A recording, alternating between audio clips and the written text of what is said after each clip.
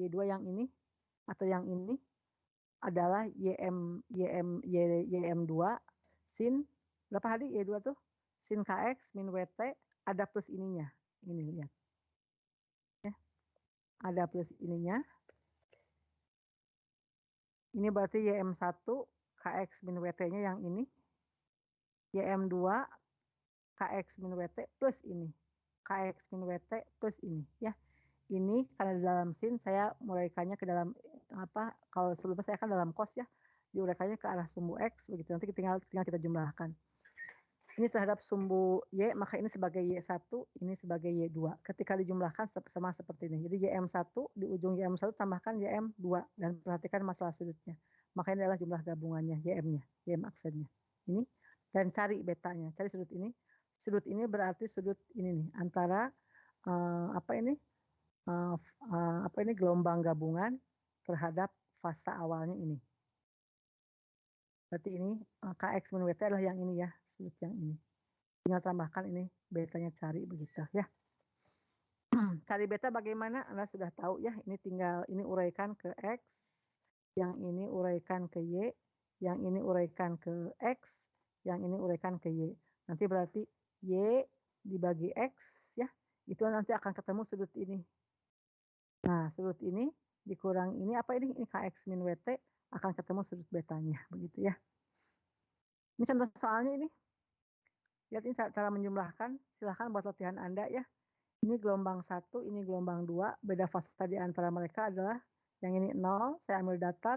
Yang ini cos sekian, saya ambil tegak. Maka ini dijumlahkan. Tinggal dijumlahkan saja. Oke. Nah, itu yang gelombang superposisi yang tidak saya tuliskan di dalam catatan saya. Karena penjumlahan gelombang secara superposisi itu sudah dibahas detail saya di dalam arus bolak-baliknya. Di sini saya tinggal mengulang saja. Nah, ini gelombang berdiri yang tadi sudah saya bahas di catatan saya ya. Ini saya kesimpulannya saja ya. Gelombang berdiri itu artinya ini lihat ini tali yang sama ya. Ini ada gelombang arah ke kiri. Dalam tali tersebut ada gelombang arah ke kanan. Nanti mereka bertemu. Ini kenapa saya bikin 2 buah. Ini hanya untuk membedakan mana gelombang datang dan gelombang gelombang yang berlawan arahnya. Ini pada medium yang sama. Maka kalau seperti ini datang pantul ya seperti ini akan menjadi seperti hasilnya nanti. Ini akan ditambahkan 2 kali lipat tingginya. Yang ini akan 0, yang ini akan 2 kali lipat tingginya karena ini tambahkan dengan ini ya. Ketika posisinya seperti ini akan seperti ini gelombang diam ya. Gelombang berdiri itu diam ya, sudah kita turunkan. Kalau ini gelombang jalan, ini gelombang berjalan. Dari mana tahu bahwa ini gelombang berjalan? Lihat ini. KX min WT. Ya. Ini berarti apa ini KX min WT, ini T-nya positif, ini berarti negatif, ini positif. X-nya berarti positif, ini gelombang menjalar ke kanan, yang ini menjalar ke kiri. Begitu ya. Ini gelombang merambat, dilihat dari bentuk persamaannya. Oke, nanti hasilnya adalah kita menemukan, sudah saya turunkan catatan saya juga, YXT adalah ini. Ini cos WT, ya, tidak ada KX-nya di sini. Itu menunjukkan bahwa dia gelombang diam atau stasioner atau diam. Jadi ini tidak bergerak. Ini sudah gelombang diam. Yang ini seperti ini, ya. Kalau posisinya seperti ini, maka ini menjadi seperti ini. Kalau posisinya sama seperti ini, maka ini menjadi 2 kali lipatnya. Jadi yang ini sama dengan yang ini.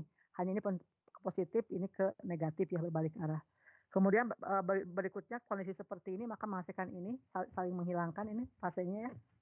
Kemudian yang berikutnya posisi seperti ini. Terus begitu ya, akan menghasilkan ini resonansi. Resonansi itu apa? Amplitudo dari gelombang berdirinya itu jauh di atas dari amplitudo sebelumnya. Ini keadaan resonansi pertama ya. Terus ini berdiri juga tapi berbalik arahnya dan ini seperti ini ya. Pada periode T sama dengan 1 periode, ini sama dengan setengah T. Ini pada saat awal seperti ini penjumlahan di antara gelombang datang dan gelombang pantulnya begitu ya. Nah, ini lihat ini adalah gelombang tidak merambat, tidak seperti ini ada tanda panah merambat. Ini adalah gelombang diam. Lihat ini seperti ini. Cos WT menunjukkan dia gelombang tidak merambat ya. Ingat dalam topik dalam topik elastisitas persamaan osilasi adalah Y sama Y atau A cos WT begitu ya. Maka cos WT hanya mengandung WT saja ya. Oke, dan di sini amplitudonya ini amplitudo ya, tingginya gelombang ini. Dia berfluktuasi mengikuti 2YM sin X. Nah, ini ada X ya. Kalau X-nya di sini, maka ini gelombangnya. Kalau X-nya pas tengah-tengah ini nih, Ini yang menghasilkan dia 2 kali A, berarti ini 2 kali YM, berarti sin KX sama dengan 0. Sin KX 0 berarti pada X berapa? Ya, pada X sama dengan, kalau ini harus nilainya 1. Sin ini posisi ini adalah posisi ketika YM 2YM ya amplitudenya ya, maka ini sama sin KX 0, sin KX-nya harus 1. Hitung sin KX 1 ada pada X berapa, begitu ya. Oke, ini gelombang berdiri seperti ini. Tadi sudah saya jelaskan detail. Nah, ketika terjadi resonansi itu apa? Gelombang berdiri dengan memiliki amplitude yang di atas gelombang berjalan, gelombang sumbernya, begitu. Nah, ini lihat, ketika resonansi pada gelombang berdiri kita dapat mendefinisikan letak perut dan simpul. Ini adalah perut, ini adalah simpul, ini adalah perut. Ya, ini resonansi pertama, kedua, dan ketiga sudah saya turunkan. Ini untuk perut ujung terikat ya. Ini gelombang transversal dan ujung terikat kita sudah punya persamanya adalah ini ya. Dengan N-nya 1, 2, 3 ya. Oke, ini ujung terikat ya. Untuk gelombang bunyi pun sudah kita bahas tadi ya di catatan saya. Ini hari sudah kita bahas. Kita langsung masuk ke sini saja. Ini intensitas sudah saya bahas kemarin. Contoh soal desibel. Nah, ini gelombang berdirinya. Nah, ini pantulan dapat terjadi walaupun salah satu ujungnya terbuka. Ya. Gelombang berdiri dapat dibentuk pada pipa berisi udara. Pantulan dapat terjadi walaupun salah satu ujungnya terbuka. Ya, ini terbuka, tapi pantulannya tidak sempurna ketika ujungnya tertutup. Jika panjang gelombang sama dengan panjang pipa, superposisi antara gelombang yang merambat pada arah yang berlawanan akan membangun gelombang berdiri. Ketika di sini ada gelombang datang, gelombang pantul, maka akan membangun gelombang berdiri. Ya. Panjang gelombang yang dibutuhkan agar terbentuk gelombang berdiri berhubungan dengan frekuensi resonansi pipa. Ya. Nah, seperti ini. Kali ini ujungnya terbuka, dan di sini juga untuk pipa organa ujung terbuka, maka seperti ini. Ini frekuensi pertama, ini antinode, ini node ya, simpul, ini perut. Ini adalah frekuensi pertama seperti ini. Jadi panjang ini, panjang kolom udara sama dengan setengah lambda ya. Kita turunkan, terus turunkan ini untuk yang ujung terbuka, kita lihat hasilnya. Seperti ini, hasilnya seperti ini. Sama ya. Jadi untuk pipa organa ujung terbuka, itu sama seperti ini gelombang bunyi longitudinal ya. Pada ujung terbuka atau pada pipa organa terbuka itu sama dengan gelombang transversal berdiri pada tali dengan ujung terikat, persamaannya sama ya. Ketika ini ujung terbuka pipa organa sama dengan ujung terikat untuk gelombang transversal tali ya, begitu resonansinya. Dengan cara yang sama untuk yang gelombang salah satunya terbuka ini, jadi ini tertutup, ini terbuka, turunkan ini seperti ini. Ini sama saja dengan untuk gelombang tertutup ini, salah satu tertutup ya. Ini sama dengan gelombang transversal pada tali untuk ujungnya terbuka ya. Lihat pada tali. Oke. Ya, jadi tinggal Anda simpulkan, Anda turunkan, sudah mengerti Anda langsung bikin aja pipa organ terbuka, tertutup, tali terikat dan bebas. Itu dua persamaan yang sama ya. Hanya saling bentuknya sama lah begitu ya, jangan tertukar saja. Oke, jam 7:42. Ini contoh soal ada noise gangguan dari, saya masih punya pembahasan contoh soal kita tunda saja ya, ini bisa Anda baca ya. Gangguan latar yang lemah dari suatu ruangan membentuk gelombang berdiri di dalam sebuah tabung karton. Ya, ada tabung karton, kemudian ada gangguan yang lemah ya dari suatu ruangan sehingga akhirnya membentuk gelombang berdiri ya. Dengan panjang L sekian dan kedua ujungnya terbuka. Ya, ada sebuah tabung karton, panjangnya L, ujungnya semuanya terbuka. Jadi ini seolah-olah seperti noise gangguan yang latar yang lemah dari suatu gelombang. Bisa kecepatan udaranya dalam tabung tersebutlah sekian. Berapa frekuensi, pada frekuensi berapa kita mendengar bunyi dari tabung. Ini berarti gelombang longitudinal ya. Gelombang longitudinal berdiri ya di dalam kolom udara yang terdapat dalam tabung karton. Tabung karton yang terbuka seperti ini masuk dalam topik pipa organa terbuka begitu ya. Berapa frekuensinya? Tadi sudah ada rumusnya. Frekuensi dasar adalah sekian. Masukkan saja ya. Begitu. Ini kalau untuk salah satu ujungnya tertutup, jika karton saya tutup, maka ini sama dengan untuk kasus pada tertutup itu untuk kasus pada persamaannya ini ya. Oke, kita masukkan tahu seperti ini hasilnya ya.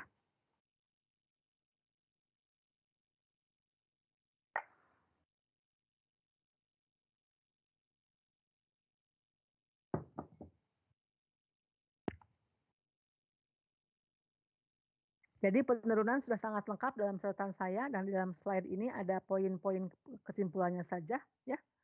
Kemudian ini ada contoh soal sebagai tambahan latihan buat Anda ya. Kemudian berikutnya saya akan masuk ke topik, kembali ke sini lagi. Yang belum kita bahas adalah sifat gelombang. Kita hari kan sedang membahas sifat gelombang ya. Sifat gelombang itu pertama adalah terjadinya interferensi atau superposisi. Ketika gelombang bertemu dengan gelombang, maka dia bakal bersuperposisi. Efek atau dampak dari sifat superposisi gelombang adalah terjadinya gelombang berdiri. Kenapa? Ketika ada gelombang datang, gelombang merambat, gelombang datang dari dua arah yang berbeda pada medium yang sama, pada kolom udara yang sama, kalau pada gelombang bunyi, atau pada tali yang sama, kalau pada gelombang transversal tali gitu ya. Maka akibat itu akan menghasilkan gelombang yang diam, yaitu gelombang berdiri. Dan gelombang berdiri ini bisa memiliki amplitudo yang 2 kali dari amplitudo gelombang semula ya, maka dikatakan sebagai peristiwa resonansi begitu ya. Nah, itu adalah sifat gelombang. Jadi gelombang itu bisa terjadi gelombang berdiri, bisa bersuperposisi yang hari kita nyatakan dalam diagram fasor. Sifat gelombang lainnya adalah bisa terjadi pelayangan, bisa terjadi efek Doppler. Nah, ini semua adalah sifat gelombang ya. Sifat gelombang yang berikutnya yang mau saya bahas mungkin adalah apa dulu, pelayangan dulu apa efek Doppler dulu? Nah, efek Doppler itu sebetulnya terjadi di dalam gelombang bunyi, juga terjadi di dalam gelombang tali ya, tetapi yang umum dibahas adalah gelombang bunyi ya. Efek Doppler pelayangan ini umumnya dibahas di dalam sifat gelombang yang dibahas detail sering kita kenal dengan di dalam gelombang bunyi. Karena apa? Karena sebagai apa ya? Sebagai untuk ngetesnya, kalau efek Doppler itu kan kita bisa dengarkan. Kalau pelayangan juga bisa kita dengarkan ya. Jadi kalau apa ya ditanya mengenai sifat gelombang, gelombang tersebut ketika bertemu akan terjadi superposisi. Ketika ada dua buah gelombang bertemu pada medium yang sama arah berbeda, maka akibat superposisinya dia menghasilkan gelombang berdiri. Gelombang berdiri adalah gelombang tetap statis, tidak merambat begitu. Ya, akibat gelombang berdiri bisa menghasilkan resonansi, yaitu apa itu resonansi? Sudah saya bahas sebelumnya di sini. Akibat resonansi mana ya? Nah, ini nih akibat resonansi ini akan terjadi gelombang dengan tiba terjadi resonansi akan terjadi gelombang yang tiba-tiba menjadi sangat keras bunyinya ya. Nah ini ya. Akibat terjadi resonansi maka ini karena intensitas berbanding Gm, kalau ada dua gelombang bertemu maka dua YM ya, apa amplitudonya, amplitudo maksimalnya dikuadratkan lagi tambah tinggi banget ya. Jadi peristiwa resonansi kita akan bisa ukur dengan terjadinya suara yang amplitudo tinggi, berarti menunjukkan bunyi yang sangat tinggi ya, begitu. Sifat gelombang berikutnya lagi adalah efek Doppler dulu kita bahas ya. Apa itu efek Doppler? Ini maaf ya agak mundur ke belakang. Harusnya di belakang apa sifat gelombang dulu baru ini, baru efek Doppler. Jadi ini sifat gelombang yang berikutnya setelah gelombang model adalah efek Doppler dan nanti adalah pelayangan gelombang.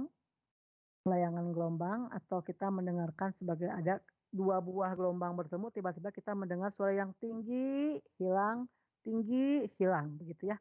Itu yang disebut dengan beat atau ketukan begitu ya. Nah, apa bedanya sifat gelombang yang superposisi, gelombang berdiri menghasilkan resonansi, berikutnya adalah efek Doppler, berikutnya nanti adalah sifat gelombang berikutnya mau kita bahas adalah pelayangan ini ya, pelayangan, dan berikutnya saya sampilkan di sini difraksi. Jadi gelombang bunyi pun dapat mengalami difraksi ya. Difraksi itu artinya apa? Ketika melewati sebuah celah begini, ini pembatas celah bagian pinggirnya, maka gelombang bunyi tadi dia akan dibelokkan, didifraksikan begitu ya. Nanti difraksi itu dibahas lebih detail pada gelombang cahaya ya. Cahaya itu bagian dari gelombang elektromagnetik. Oke, ini jam berapa? Masih cukup waktu mudah-mudahan untuk membahas ini efek Doppler ya.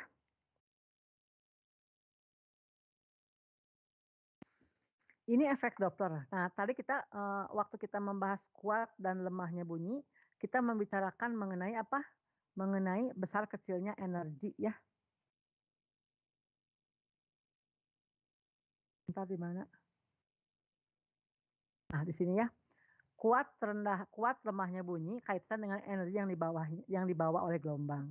Sementara tinggi rendah bunyi kaitan dengan frekuensi yang dimiliki oleh gelombang. Apa itu frekuensi? Banyaknya getaran ya. Jadi seorang seriosa bunyi tinggi itu artinya apa? Dia mampu pita suaranya menggetarkan udara dengan cepat sekali getarannya. Kayak gitu ya, melengking banget. Itu artinya frekuensinya sangat besar atau sangat tinggi. Disebut dengan bunyi dengan memiliki frekuensi tinggi. Kalau sebaliknya, gitu ya, rendah getarannya, maka dikatakan memiliki frekuensi rendah ya. Nah, akibat dari, tinggi dan rendahnya bunyi yang kaitannya dengan frekuensi, maka kita di sini membahas tentang efek Doppler, begitu ya. Semoga ini alur ceritanya bisa Anda tangkap ya. Kalau enggak nanti pusing sendiri, ini apa, cuma dihafal doang ya. Fisika dihafal, beban lah. Kalau fisika dimengerti, maka akan mengurangi beban Anda. Beratnya ketika memahamkan pertamanya saja ya. Ini efek Doppler. Efek Doppler ini apa? Bukan berarti frekuensi sesuatu jadi berubah, bukan ya. Ini hanya kesan yang didengar saja ya, kesan yang didengar oleh pendengar bahwa frekuensi yang didengar oleh pengamat tadi ya, berbeda dengan frekuensi dari sumber bunyinya. Kita ambulan bunyi, kita sedang diam, ambulannya diam, kita diam.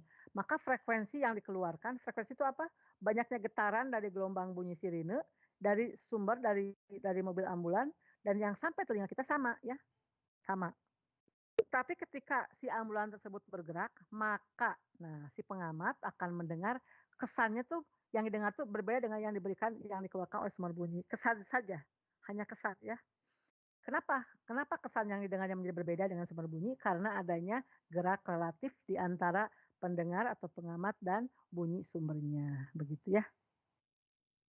Sumber bunyinya, maaf ya, sumber bunyi. Oke, nah ini lihat, ini kaitan dengan tinggi rendahnya nada ya. Tinggi rendahnya nada bergantung pada frekuensi gelombang bunyi.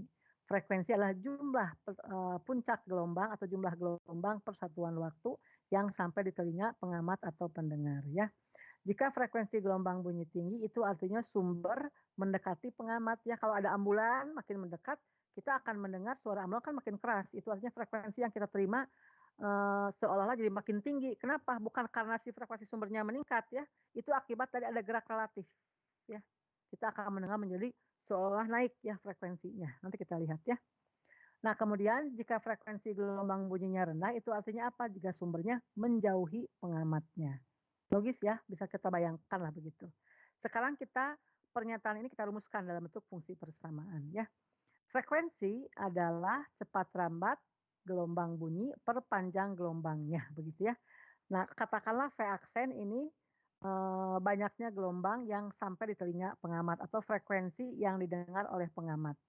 Kemudian lambda aksen ini adalah panjang gelombang yang sampai ke pengamat ya. Dan ini V adalah laju penyeraran gelombang. Ini tuh tetap ya.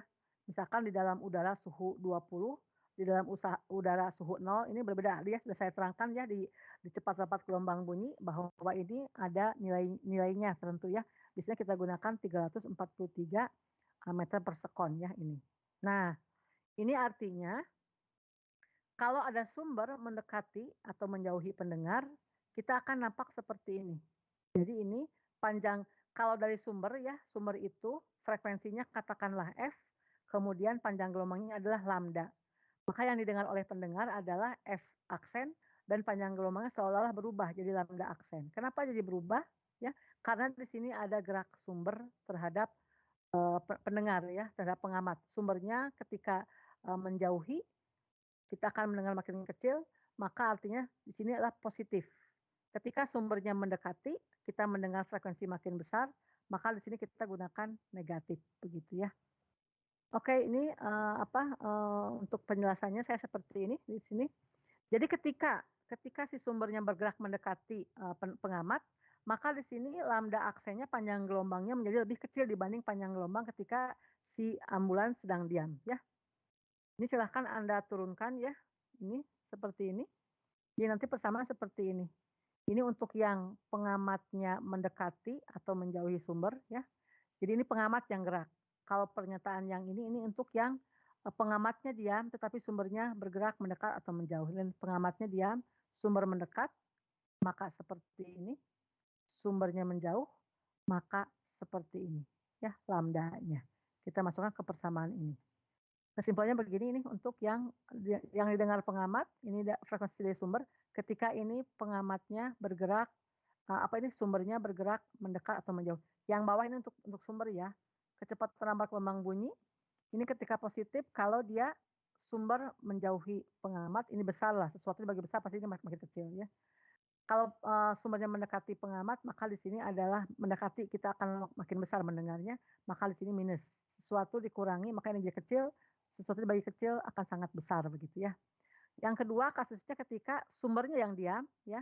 Kasus yang kali kita stop dulu, ini sumber diam, pengamat yang bergerak. Apa yang dirasakan? Yang berubah yang atasnya ya. Ini adalah kecepatan lambat gelombang bunyi. Di sini sumbernya katakanlah masih diam ya. Kecepatannya. Saya masukkan di sini 0, kecepatan sumber bunyinya. Ini yang bergerak pengamatnya. Kalau pengamat makin bergerak, maka ini si pendengar akan mendengar makin besar ya. Mana ini yang atas apa yang atas? Yang atas ini adalah ketika menjauhi ya. Pengamat menjauhi, yang atas ini buat pengamat ya. Pengamat menjauhi, ini dikurangi. Kalau pengamatnya mendekati, maka ini ditambahkan. Sehingga ini untuk yang gerak pengamat mendekati atau menjauhi. Kalau digabung ini jadi persamaan seperti ini ya. Tinggal kalau pengamat mendekati di sini tambah, pengamat menjauhi di sini minus. Yang bawah artinya kalau si sumbernya mendekati maka di sini minus. Kalau si sumbernya menjauhi maka ambil yang plus begitu ya. Ini silakan model seperti ini penurunan saya, dan di sini pun saya memberikan dua contoh soal ya, AB satu contoh soal. Kemudian kita lihat di slide. Di slide ini pelayangan nanti dulu ya, efek Doppler di bagian belakang di sini. Nah, ini efek Doppler, ini ada persamaan seperti ini sama ya.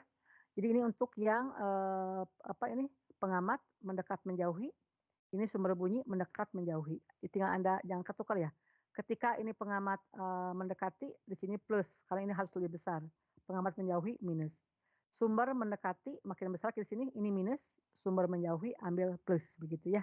Logikanya saja dipelajari, dipahami logikanya ya. Nah, kalau dilihat dari gambarnya seperti ini ya. Ini misalkan sumber, ini misalkan telinga itu misalkan pendengar. Jadi kalau sumbernya diam, ini VS-nya 0, ini pendengar, ini muka gelombang ini akan seperti ini, sama saja. Jadi ini akan apa yang dipancarkan oleh sumber frekuensinya akan sama dengan yang frekuensi didengar oleh pendengar ya. Ini panjang gelombang, muka gelombangnya pun sama segini ya. Nah, ketika si sumbernya bergerak mendekati pendengar, pendengarnya ini diam ya. Maka kita lihat di sini, panjang gelombangnya memendek. Panjang gelombangnya memendek, ini lambda aksen ya. Ini lambda aksen memendek. Ketika oleh pendengar yang di sebelahnya, ketika oleh pendengar yang di sini ada pendengar lagi, maka dia akan merasakan panjang gelombangnya, lambda aksennya memanjang. Begitu ya. Oke, ini sama saja. Penjelasan tadi saya sudah cukup ini nanti ya. Jadi ini bisa dilihat dari ini, kalau ini sumber mendekati pendengar, ini diperlihatkan lambda aksennya memendek. Lambda aksen memendek, ini tadi sudah saya jelaskan dalam tantangan saya adalah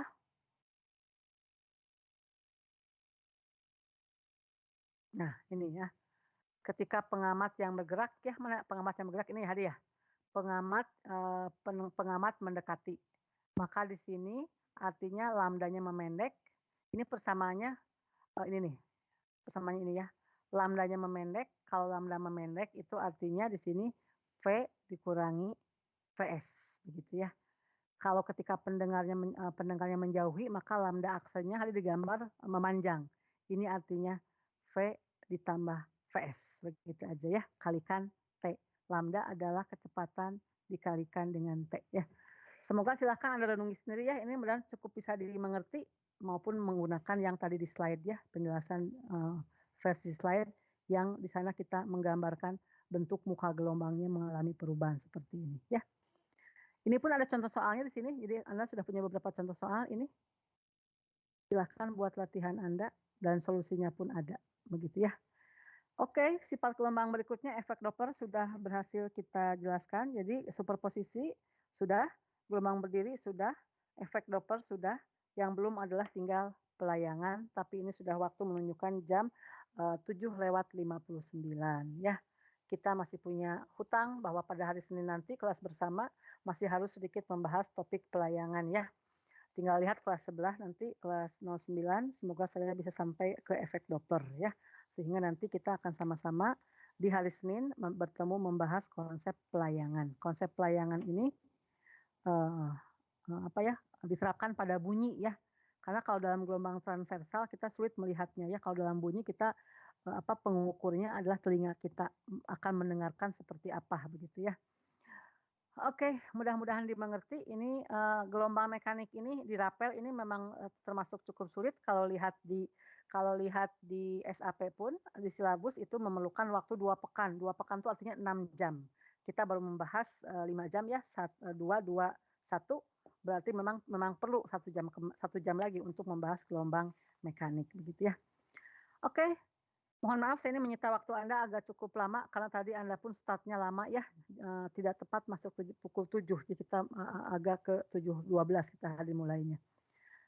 Ada yang ditanyakan? Kalau tidak ada saya pikir cukup di sini saja, silahkan. Cukup bisa dipahami penjelasannya, catatannya, semoga bisa ini ya, tinggal diikuti dengan kerja keras Anda. Bahan sudah saya bantu saya turunkan, contoh soal pun sudah ada, yang penting konsentrasi Anda memahami topiknya dan selebihnya kalau sudah paham banyak latihan soal ya, melihat kasus. Kalau kita melihat kasus masih gelap itu artinya konsepnya belum kita pahami. Tidak ada yang bertanya karena waktu habis, silahkan. Cukup? Halo?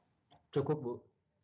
Oke, terima kasih. Selamat pagi. Assalamualaikum warahmatullahi wabarakatuh. Kita jumpa kembali pada Senin depan kelas bersama. Kemudian jangan lupa dikerjakan soal modul 5, modul